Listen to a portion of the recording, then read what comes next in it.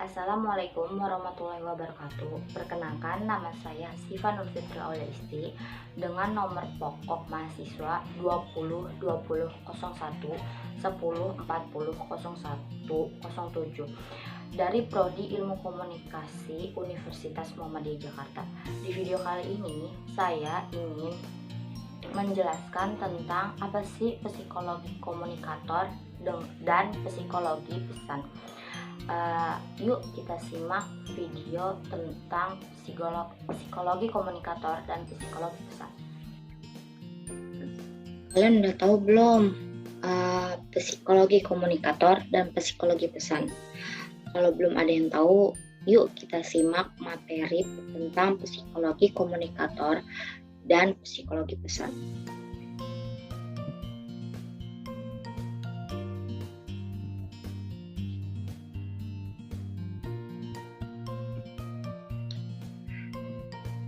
Psikologi komunikator. Psikologi komunikator artinya ketika seseorang komunikator berkomunikasi dengan komunikan yang berpengaruh tidak hanya apa yang ia katakan, tetapi juga memerlukan penampilan yang meyakinkan. Pendengar juga akan memperhatikan siapa yang mengatakan atau menyampaikan semua pesan-pesan tersebut. Dalam psikologi komunikator, unsur siapa yang berbicara lebih dulu penting dari apa yang dibicarakan. Konsep psikologi komunikator.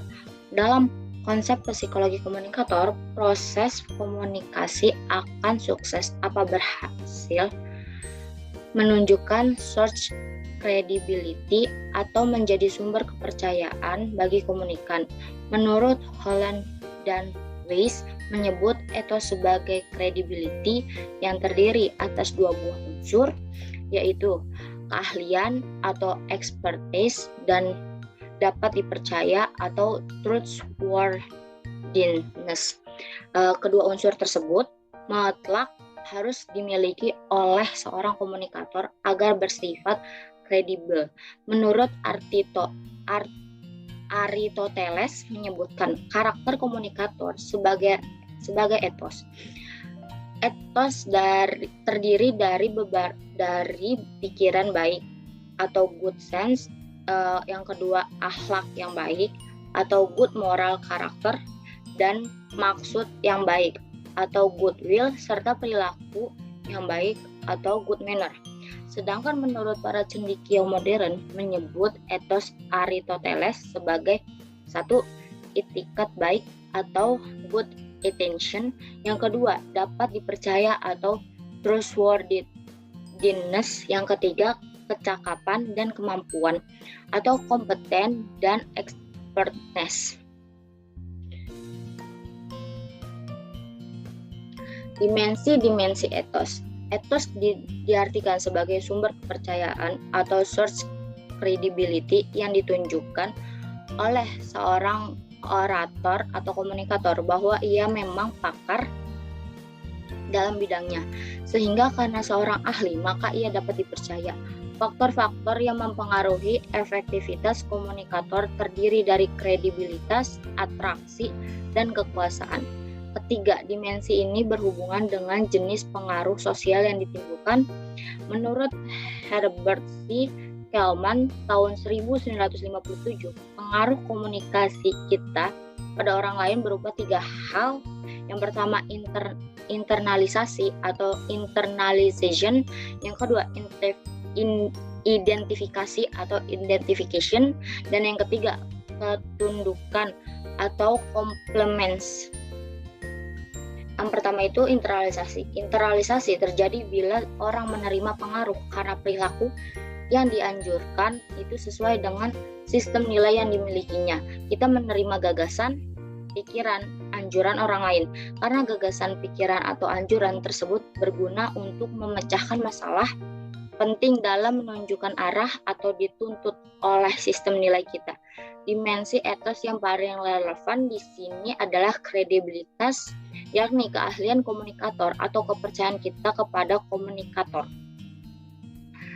Yang kedua ada identifikasi. Identifikasi terjadi bila individu mengalami perilaku yang berasal dari orang atau kelompok lain karena perilaku itu berkaitan dengan hubungan yang mendefinisikan diri secara memuaskan atau statifying self-defining relationship dengan orang atau kelompok itu. Dimensi etos yang paling relevan dengan identifikasi ialah atraksi atau attractiveness, ya tarik komunikator. Ketiga ada ketundukan. Ketundukan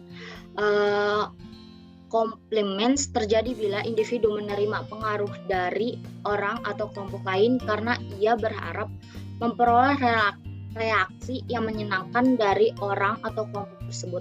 Dimensi etos yang berkaitan dengan ketundukan adalah kekuasaan. Nah, kan tadi yang pertama itu ada internalisasi itu. Nah, contoh dari internalisasi itu adalah seorang individu menghentikan rokok karena perintah dokter, karena ingin memelihara kesehatan atau karena rokok tidak sesuai dengan nilai-nilai yang dianut. Dimensi etos yang paling relevan di sini ialah kredibilitas, keahlian komunikator atau kepercayaan seseorang pada komunikator. Itu contoh dari internalisasi.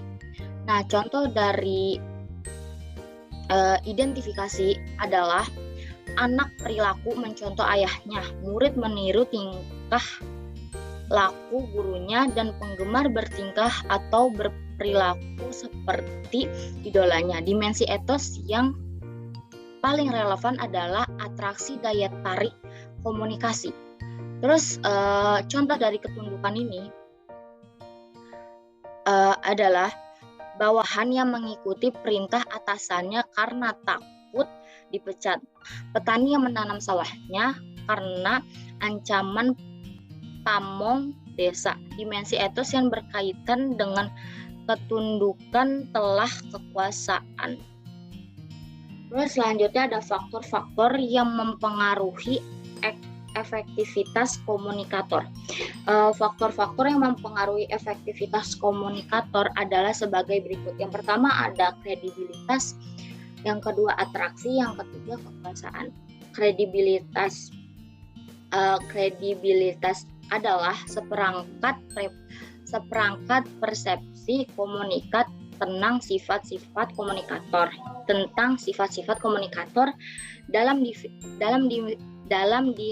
Dalam definisi ini terkandung dua hal. Yang pertama ada kredibilitas adalah persepsi komunikat jadi tidak inheren dalam diri komunikator. Yang kedua itu kredibilitas berkenan pada sifat-sifat komunikator yang selanjutnya disebut sebagai komponen-komponen kredibilitas. Kredibilitas berubah bergantung pada pelaku persepsi atau komunikat. Topik yang dibahas adalah situasi hal-hal yang mempengaruhi persepsi komunikat tentang komunikator sebelum melakukan komunikasinya disebut prior etos. Yang kedua itu selanjutnya menurut Jalaluddin 2011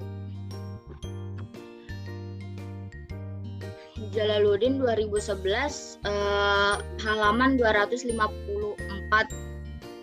Kredibilitas terdiri dari beberapa komponen penting. Di antaranya adalah keahlian dan kepercayaan. Keahlian adalah kesan yang dibentuk komunikan tentang kemampuan komunikator dalam hubungannya dengan topik yang dibicarakan. Kepercayaan adalah kesan komunikan tentang komunikator yang berkaitan dengan otaknya. Aristoteles menyebutnya good moral character. Menurut Koehler, Anatol dan Ablabum tahun 1978 di halaman 144 sampai 147 menambahkan 4 komponen. Yang pertama, dinamisme. Komunikator memiliki dinamisme bila ia dipandang sebagai bergairah, bersemangat, aktif, tegas, dan berani. Sebaliknya, komunikator yang tidak dinamis dianggap pasif, ragu-ragu, lesu, dan lemah. Dinamisme umumnya berkenan dengan cara berkomunikasi. Dalam komunikasi, dinamisme memperkokoh kesan keahlian dan kepercayaan. Yang kedua, sosiabilitas. Sosiabilitas adalah kesan komunikat tentang komunikator sebagai orang yang periang dan senang bergaul. Yang ketiga ada orientasi. Orientasi merupakan kesan komunikat tentang komunikator sebagai orang yang mewakili kelompok yang seseorang senangi, yang mewakili nilai-nilai seseorang. Yang keempat, karisma. Karisma digunakan untuk menunjukkan suatu sifat luar biasa yang dimiliki komunikator yang menarik dan mengendalikan komunikat sebagai magnet menarik benda-benda di seseorangnya. Selanjutnya ada atraksi.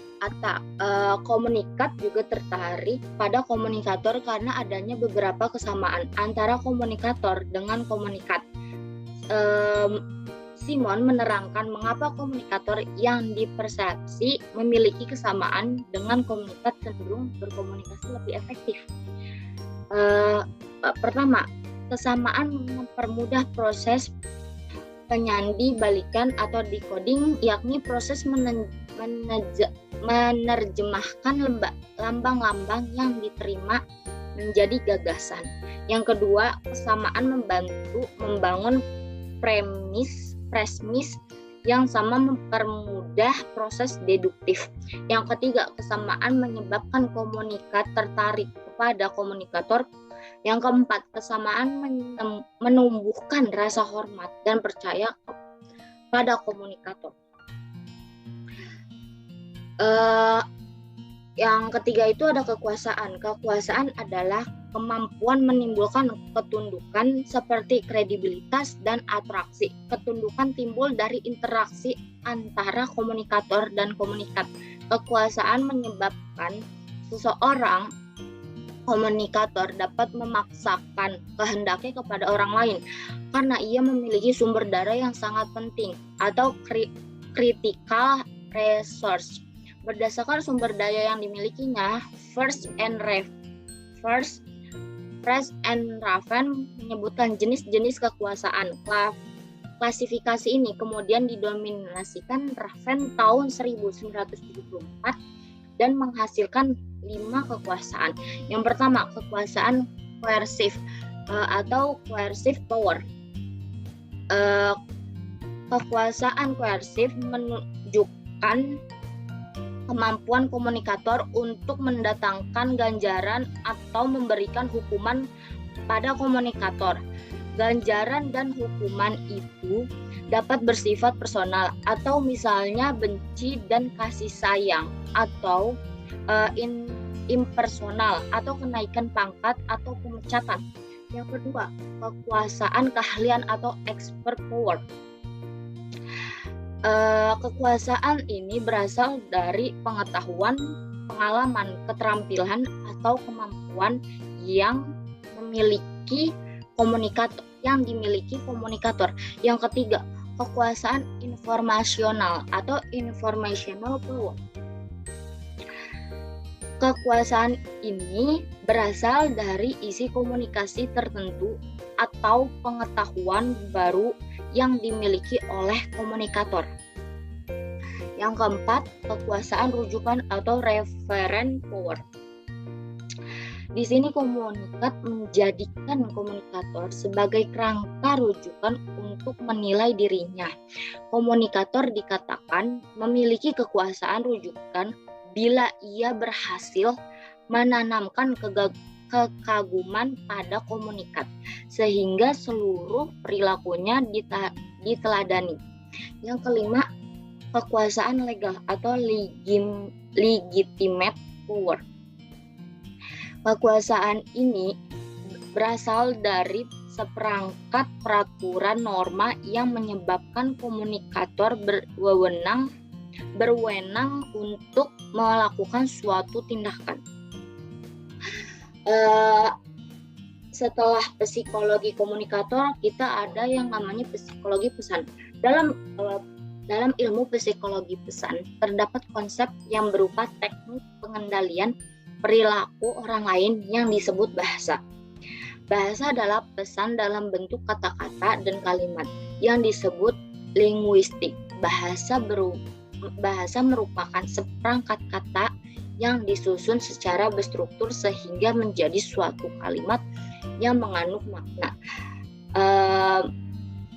Kata Riswandi tahun 2009. Pesan merupakan salah satu unsur yang penting dalam berkomunikasi, sehingga makna dari pesan itu sendiri memperlancar interaksi sosial antar manusia. Sementara tujuan dari komunikasi akan tercapai bila makna pesan yang disampaikan komunikator sama dengan makna yang diterima komunikan. Pesan disampaikan melalui dua bentuk, yaitu pesan verbal dan non-verbal. Pesan verbal atau pesan linguistik adalah pesan yang digunakan dalam komunikasi menggunakan bahasa sebagai media. Pesan verbal ditransmisikan melalui kombinasi bunyi-bunyi bahasa dan digunakan untuk menyampaikan pikiran, perasaan, dan maksud. Dengan kata lain, pesan verbal adalah pesan yang diungkapkan melalui bahasa yang menggunakan kata-kata media menggunakan kata-kata sebagai media penyimpanan gagasan, ide, dan informasi. Psikolinguistik adalah psikologi yang mempelajari bagaimana maksud komunikator diubah menjadi pesan dalam lambang yang diterima secara kultural dan bagaimana sinyal-sinyal ini diubah menjadi penafsiran komunikan. Ada dua cara untuk mendefinisikan bahasa itu. Yang pertama ada definisi fungsional, yang kedua definisi formal. Selanjutnya ada operant conditioning. Teori ini dikembangkan oleh seorang ahli psikologi behavioralisti, yaitu B.F. Skinner tahun 1957. Teori ini menekankan unsur rangsangan atau stimulus dan tanggapan atau respon, atau dikenal sebagai teori SR. Teori ini menyatakan bahwa jika suatu organisme dirangsang oleh stimuli dari luar, maka orang cenderung akan bereaksi. Dalam konteks belajar bahasa, anak-anak mengetahui bahasa karena ia diajar oleh orang tuanya atau meniru apa yang diucapkan oleh orang lain. Kedua ada teori kognitif. Teori ini dikembangkan oleh ahli psikologi kognitif Noam Chomsky. Teori ini menekankan kompetisi bahasa pada manusia lebih dari apa yang ditampilkan. Bahasa memiliki korelasi dengan pikiran. Karena itu, Chomsky mengatakan bahwa kemampuan berasa yang ada pada manusia adalah pembawaan biologis yang dibawa dari lahir. Pendapat ini didukung oleh Eric Lerner pada tahun 1964 bahwa seorang anak manusia bagaimanapun dia diisolasi, dia tetap memiliki potensi untuk bisa berbahasa. Yang ketiga ada mediating theory. Teori ini dikembangkan oleh Charles Wood, seorang ahli psikologi behavioralistik. Teori ini menekankan bahwa manusia dalam mengembangkan kemampuannya berbahasa tidak saja bereaksi terhadap stimuli yang diterima dari luar, tetapi dipengaruhi oleh proses internal yang terjadi dalam dirinya. Osgood memberi contoh pada bayi yang lapar akan menangis dan menyetak-nyetakkan tangan dan kakinya sebagai isyarat yang ditujukan kepada ibunya. Dorongan internal ini mendukung reaksi anak untuk membentuk dan mengidentifikasi arti terhadap sesuatu yang ada di luar dirinya. Setelah pesan verbal, sekarang kita ke pesan nonverbal. Pesan nonverbal yaitu pesan yang menggunakan isyarat sebagai media komunikasi. Larry A. Samavar dan Richard E. Porter mengemukakan bahwa komunikasi nonverbal mencakup semua rangsangan kecuali rangsangan verbal dalam suatu setting komunikasi yang dihasilkan oleh individu dan penggunaan lingkungan oleh individu yang mempunyai nilai pesan potensial bagi pengirim atau penerima menurut Riswanto tahun 2009. Mark L. Knapp juga mengemukakan fungsi pesan nonverbal antara lain yang pertama repetisi. Repetisi ini adalah mengulang kembali gagasan yang sudah disajikan secara verbal. Contohnya, seorang menjawab tidak sambil menggelengkan kepalanya. Yang kedua ada substitusi, menggantikan lambang-lambang verbal. Contohnya, seseorang tidak mengatakan sepatah kata pun, tetapi ia menggeleng, maka orang lain akan tahu bahwa itu sebagai tanda tidak setuju. Yang ketiga ada kontradiksi, memberikan makna lain terhadap pesan verbal. Contohnya, seseorang mengiyakan dan menganggukkan kepala saat diminta mendekat namun dia lari secepat-cepatnya. Yang keempat ada komplement. Komplement melengkapi dan memperkaya pesan nonverbal. Contoh, wajah memelas menunjukkan tingkat penderitaan yang tidak terungkap dengan kata. Yang terakhir ada aksentuasi, mengatakan pesan nonverbal. Contohnya, kekesalan diungkapkan dengan memukul lemari. Selanjutnya ada menurut Duchamp pesan nonverbal diklasifikasikan menjadi 5, yaitu ada pertama pesan kinestik, pesan yang disampaikan melalui gerak tubuh. Yang kedua ada pesan proksemik, pesan yang melalui pengaturan jarak dan ruang. Yang ketiga ada pesan artifaktual, melalui penampilan tubuh untuk menyampaikan perasaan. Yang keempat ada pesan paralinguistik, berhubungan dengan cara mengucapkan pesan verbal. Yang kelima ada pesan sentuhan, pesan yang melalui sentuhan kulit. Yang keenam ada pesan bau. Bau adalah pesan yang melalui penciuman. Setelah psikologi pesan ada yang namanya organisasi struktur dan imbauan pesan. Organisasi pesan adalah pesan yang memiliki struktur lengkap mulai dari pesan deduktif, induktif, kronologis, spasial, topikal, dan psikologis. Pesan yang diorganisasikan dengan baik lebih mudah dimengerti daripada pesan yang tidak tersusun baik atau begelei. Orang lebih mudah mengingat pesan yang tersusun walaupun organisasi pesan kelihatan tidak mempengaruhi kadar perubahan sikap. Menurut Tom Posson, penyajian pesan tersusun lebih efektif daripada penyajian pesan yang tidak tersusun. Cara penyusunan pesan mengikuti pola yang disarankan Aristoteles, yaitu deduktif, gagasan utama yang menjelaskan dengan keterangan penunjang, penyimpulan, dan bukti. Yang kedua induktif, pesan yang disampaikan dengan mengemukakan rincian yang dapat menarik kesimpulan. Yang ketiga kronologis, pesan yang disusun berdasarkan urutan waktu terjadinya peristiwa. Yang keempat logis, pesan yang disusun berdasarkan sebab keakibat atau sebaliknya. Yang kelima spasial, Pesan yang disusun berdasarkan tempat. Yang keenam, topikal.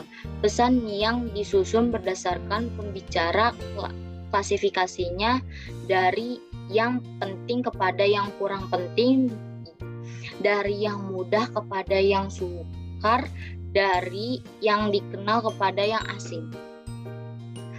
Sistem berpikir manusia seperti yang dipolakan oleh John Dewey, Alan H. Monroe pada akhir tahun 1930-an menyarankan 5 langkah dalam penyusunan pesan atau motivated sequence, yaitu attention, kedua need atau kebutuhan, yang ketiga ada satisfaction atau pemuasan, yang keempat ada visualization atau visualisasi, yang kelima ada action atau tindakan. Pesan yang disampaikan kepada halayak di mana pesan tidak sepaham dan komunikator harus bisa menentukan bagian atau struktur yang penting dari pesan yang dapat diterima. Dan terakhir ada imbauan pesan. Imbauan pesan merupakan pesan yang disampaikan untuk mempengaruhi orang lain, sehingga pesan yang dibuat harus menyentuh motif yang menggerakkan atau mendorong perilaku. Secara psikologis, menghimbau halayak untuk menerima dan melaksanakan gagasan itu. Imbauan pesan terdiri dari ada 5. Yang pertama itu ada imbauan rasional, artinya meyakinkan orang lain dengan pendekatan logis atau penyajian bukti-bukti. Yang kedua, imbauan emosional, biasanya menggunakan bahasa yang menyentuh emosi komunikan dari pengalaman sebelumnya. Yang ketiga, imbauan takut, biasanya menggunakan pesan yang mencemaskan, mengancam, atau meresahkan. Yang keempat, imbauan ganjaran, pesan yang biasanya menggunakan bujukan yang menjanjikan komunikan sesuatu yang diperlukan atau yang diinginkan. Yang kelima, imbauan motivasional, pesan yang menggunakan imbauan motif yang menyentuh kondisi intern dalam diri manusia. Sekian, terima kasih pemaparan materi dari yang saya sampaikan. Kurang lebihnya mohon dimaafkan. Sekian, makasih. Nah, gimana teman-teman video yang tadi tentang materi penjelasan psikologi komunikator dan psikologi pesan? Apa kalian udah pada ngerti? Kalau misalnya belum ngerti, bisa ditanyain di kolom komentar, atau enggak coba kalian pahami materinya. Banyak kok di Google ada. Sekian dari saya, kurang lebihnya mohon maaf. Wassalamualaikum warahmatullahi wabarakatuh. Bye bye.